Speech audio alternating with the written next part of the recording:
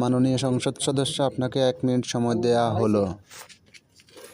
হ্যাঁ, শান্তি লাগে।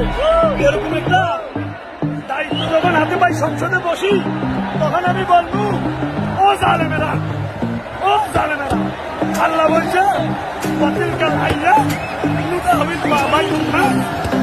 মানুষের রাজত্ব চিরদিন নয়। সকালের বাচ্চা বিকালের পরে আমি দিতে বসাইছি, কিন্তু সে ক্ষমতা ভুলে গেছে।